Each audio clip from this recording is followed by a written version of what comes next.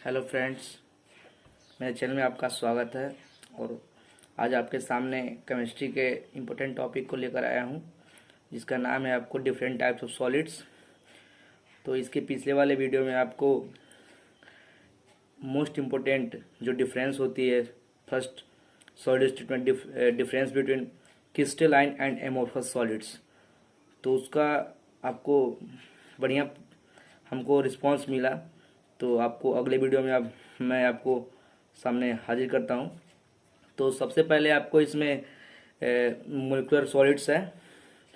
तो molecular solids में आपको तीन पार्ट होते हैं, जैसे कि फर्स्ट है आपको नॉन पोलर, और सेकेंड है आपको पोलर, और थर्ड हाइड्रोजन बॉन्डेड है। तो इन तीनों में आपको जो कंस्टिट्यूएंट पार्टिकल्स होती हैं वो आपको मोलिक्यूल्स होती हैं। जैसे कि आपको नाम से ही मालूम चल रहा है मोलिकुलर सॉलिड्स, तो मोलिक्यूल से बनकर बना होगा सॉलिड्स। तो मोलिकुलर किससे कहते हैं, मोलिक्यूल्स किससे कहते हैं?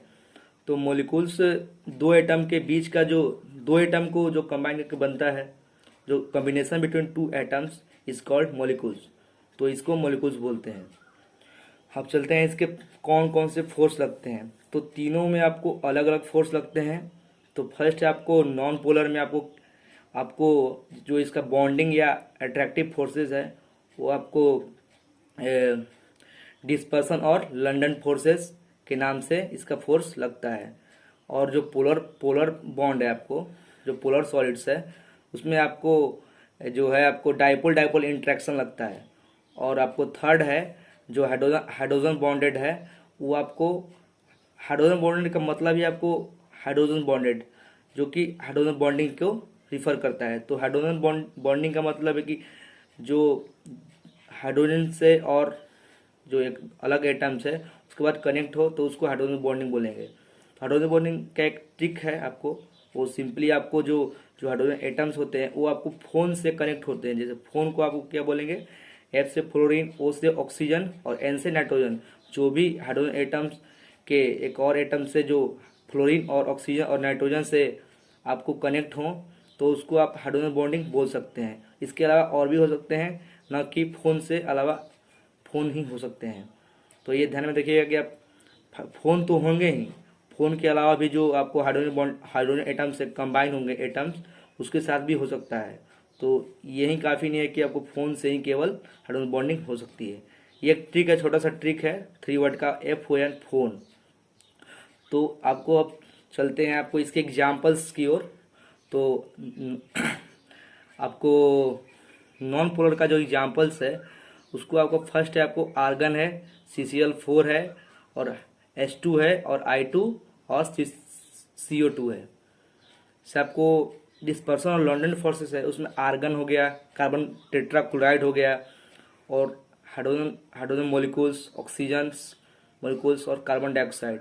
और जो पोलर सॉलिड्स है उसके एग्जाम्पल से आपको HCl हो गया, SO2 हो गया।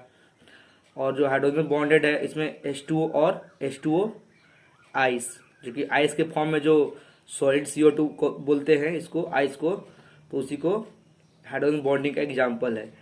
और जो फिजिकल नेचर है तीनों का, अब तीनों का आपको दो का तो सेम है और तीसरा का अलग है। जैसे नॉन पोलर और पोलर का आपको सॉफ्ट मिलेगा, जो आपको सॉलिड्स मिलेंगे वो सॉफ्ट मिलेंगे, और जो हाइड्रोजन बॉन्डेड से मिलेंगे वो आपको हार्ड होंगे। और जो इसकी इलेक्ट्रिकल कंडक्टिविटी होती है, तो आपको नॉन पोलर और पोलर में आपको इंसुलेटर मिलेंगे और हाइड्रोजन बॉन्डिंग में इंसुलेटर मिलेंगे। इंसुलेटर किसे कहते हैं? इंसुलेटर जो इलेक्ट्रिसिटी का बैड कंडक्टर ऑफ होता है, जिसमें इलेक्ट्रिसिटी फ्लो ना हो सके। और जो इसकी मेल्टिंग पॉइंट होती है, तो मेल्टिंग पॉइंट आपको नॉन पोलर की आपको वेरी लो होती है, बहुत बहुत कम होती है। और जो आपको पोलर होती है वो थोड़ी सी ज़्यादा होती है नॉन पोलर से, इसका लो होता है। और हाइड्रोजन बॉन्डेड का भी लो होता है। अब आपको दूसरे टाइप्स ऑफ सॉलिड में चलते हैं। फर्स्ट आपको मालूम हो गया मोलिकुलर सॉलिड्स। मोलिकुलर सॉलिड में तीन पार्ट हैं, नॉन पोलर, पोलर और हाइड्रोजन बॉन्डेड। और सेकेंड में चलते हैं आपको आयोनिक सॉलिड्स। तो इसके जो कंस्टिट्यूएंट पार्टिकल्स होते हैं वो आयंस होते हैं, जैसे कि Na+ हो गया, कोई भी चार्ज पार्टिकल हो गया, जैसे कि आपको Na+ हो गया, तो इसके जो आयंस है, जो इसके Na मोलिक्यूल्स है, Na++ इलेक्ट्रॉन हुए हैं, तो इसके जो कंस्टिट्यूएंट पार्टिकल है वो इलेक्ट्रॉन्स है। और जो इसमें आपको बॉन्डिंग या एट्रैक्टिव फोर्स है वो कौन सी फोर्स है, तो दो चार्ज के बीच में जो फोर्स लगती है वो उसको क्या बोलते हैं हम, कूलम्बिक या इलेक्ट्रोस्टैटिक फोर्स बोलते हैं। तो इसमें भी वही लगेगी। और जो आपकी इसके एग्जाम्पल्स हैं, तो जैसे आपको NaCl हो गया तो Na++Cl-, और MgO हो गया, CaF2 हो गया, ZnS हो गया। तो और जिसकी इसकी फिजिकल जो नेचर है, हार्ड बट ब्रिटल, यानी कि हार्ड तो है लेकिन ब्रिटल है।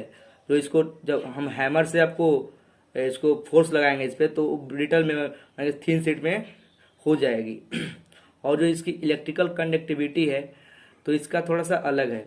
जो सॉलिड स्टेट में आपकी होती है वो इंसुलेटर होती है, और जब आपको मोल्टेन या एक्वस सॉल्यूशन में होता है तो आपको ये कंडक्टर शो करता है। तो और इसका जो आपको मेल्टिंग पॉइंट होती है वो आपको हाई होता है। और आपको थर्ड है आपको मेटालिक सॉलिड्स। तो मेटालिक सॉलिड्स का एक अलग ही थोड़ा सा है, जो कि जो सॉलिड्स के बीच में जो मेटल के बीच में जो फोर्स लगते हैं, जो दो मेटल के बीच में, जैसे कि आपको कर्नल और कोर इलेक्ट्रॉन के बीच में जो फोर्स लगते हैं, जो अट्रैक्टिव फोर्स लगते हैं, वो उसके कारण जो आपको बॉन्ड बनता है वो आपको मेटालिक बॉन्ड बोलते हैं। तो मेटालिक बॉन्ड कोर इलेक्ट्रॉन्स और कर्नल इलेक्ट्रॉन से होते हैं। सॉरी, कोर इलेक्ट्रॉन और कर्नल की से, जैसे आपको मेटल्स, कोई मेटल्स ले लिया, इसमें सोल्ड ले लिया, Na ले लिए, तो जो इसका जो बनता है आपको Na++ इलेक्ट्रॉन, जो Na+ से आपको क्या है, कर्नल है। और जो प्लस इलेक्ट्रॉन हो गया उधर, जो प्लस में आया था आपको, वो आपको कोर इलेक्ट्रॉन है। तो कोर इलेक्ट्रॉन क्या बोल सकते हैं हम, आपको उसको मूवेबल चार्ज बोल सकते हैं, फ्री इलेक्ट्रॉन्स बोल सकते हैं, उसको यही बोल सकते हैं। और इसमें जो फोर्स लगेंगे आपको मेटालिक बॉन्ड में, और मेटालिक बॉन्डिंग होंगी। और जो इसके एग्जाम्पल्स है, जैसे मेटल्स ले लिए, सारे मेटल्स, आयरन हो गया, कॉपर हो गया, और आपको सिल्वर हो गया, मैग्नीशियम हो गया। और जो इसका फिजिकल नेचर है वो आपको hard but malleable and ductile. इसमें हार्ड तो है ही एक, इसमें मेलिएबल भी है और डक्टाइल भी है। मेलिएबिलिटी भी शो करेगा और डक्टाइल भी शो करेगा। और जो इसका आपको मेल्टिंग पॉइंट्स है वो फेयरली हाई है। जो जैसे कि आपको आयनिक बॉन्ड में देखे तो उसका हाई था, तो उससे अब ये ज़्यादा होगा। और लास्ट बचा है आपको कोवेलेंट बॉन्ड और नेटवर्क सॉलिड्स। तो इसका जो कंस्टिट्यूएंट पार्टिकल्स होता है वो एटम्स होते हैं। सबसे छोटे पार्टिकल्स एटम्स होते हैं, जो कोवेलेंट और नेटवर्क सॉलिड्स को रिफर करते हैं। तो इसमें बॉन्डिंग होती है वो कोवेलेंट होती है, जैसे कि शेयरिंग ऑफ इलेक्ट्रॉन्स। जो शेयरिंग ऑफ इलेक्ट्रॉन से जो बॉन्ड बनता है उसको बोलते हैं कोवेलेंट बॉन्डिंग बोलते हैं।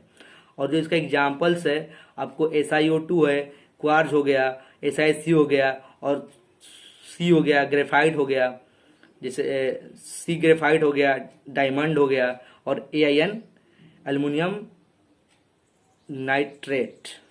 और आपको जो इसका फिजिकल, जो इसका इलेक्ट्रिकल कंडक्टिविटी है, आपको इसमें दो पार्ट्स में दे दिया है। और जो आपको SiO2 क्वार्ज है उसका आपको इंसुलेटर होता है। और जो C नीचे दिया है, जैसे आप जानते हैं पहले से ही छोटे क्लास से जानते हैं कि जो कार्बन ग्रेफाइट होती है वो गुड कंडक्टर ऑफ इलेक्ट्रिसिटी होती है।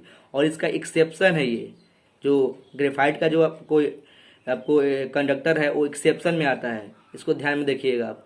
और जो इसके मेल्टिंग पॉइंट होते हैं, जैसे आपको क्वार्ज के SiO2 के हो गए, तो इसको वेरी हाई होते हैं, सारे बहुत ज़्यादा होते हैं। सबसे ज़्यादा आपको सॉलिड्स में मेल्टिंग पॉइंट किसके हाई होते हैं, तो आपको कोवेलेंट और नेटवर्क सॉलिड के होते हैं सबसे ज़्यादा। तो आपको इस वीडियो के माध्यम से आपको समझ में आया होगा। तो आप ऐसे ही हमको सपोर्ट करते रहिए, और आपको हर एक टॉपिक को, फिजिक्स और केमिस्ट्री के हर एक टॉपिक को आपके सपोर्ट मिला तो हम हर एक वीडियो को आपको लाएंगे आपके सामने। ऐसे ही सपोर्ट दीजिए। Thanks for watching. थैंक्स।